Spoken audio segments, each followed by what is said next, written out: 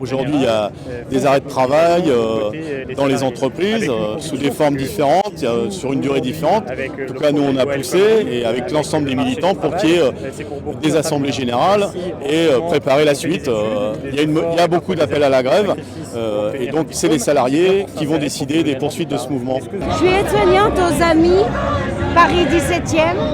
C'est un service de soins à domicile. Ils vont nous demander de travailler plus.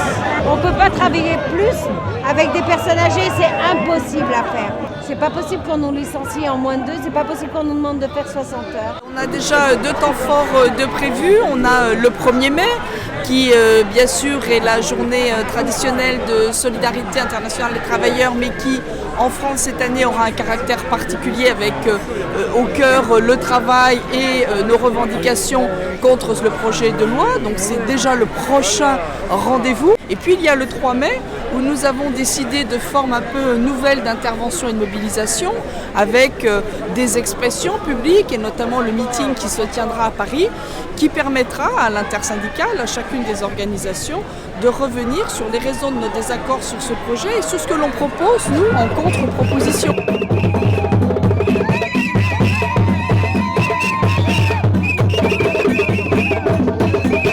La CGT a fait une proposition majeure, donc un code du travail moderne. Les grandes lignes, c'est d'abord la loi qui s'applique pour tous les salariés et ensuite plus de sécurité pour les salariés, pour ceux qui ont du travail, de façon à ce qu'on respecte tout au long de leur carrière leurs droits, notamment en matière de paiement de la qualification, mais aussi ceux qui n'ont pas d'emploi, leur sécuriser un parcours professionnel et une carrière.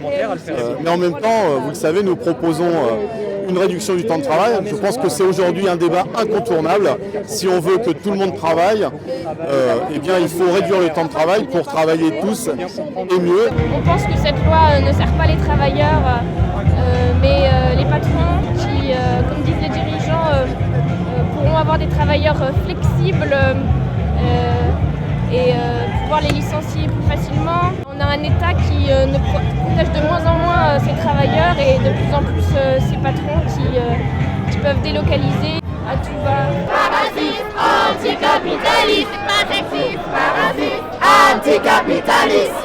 La CGT s'est exprimée sur le mouvement Nuit debout en disant que plus il y a de lieu de débat, plus il y a de lieu de démocratie, d'expression de la citoyenneté, plus mieux le pays se portera. Et donc il y a besoin de discuter avec les représentants de Nuit debout. Nous avons eu un échange et nous allons continuer à avoir des échanges. D'ailleurs, sur beaucoup de places dans les villes en France, eh bien, il y a des militants de la CGT qui s'expriment, qui donnent leur avis sur ce qui est notre, cœur de métier. C'est ce qui se passe dans les entreprises, la question du travail, la question de la citoyenneté en entreprise, les lanceurs d'alerte. Voilà, on a plein de sujets sur lesquels on peut apporter une contribution à Nuit debout et c'est ce que nous allons faire.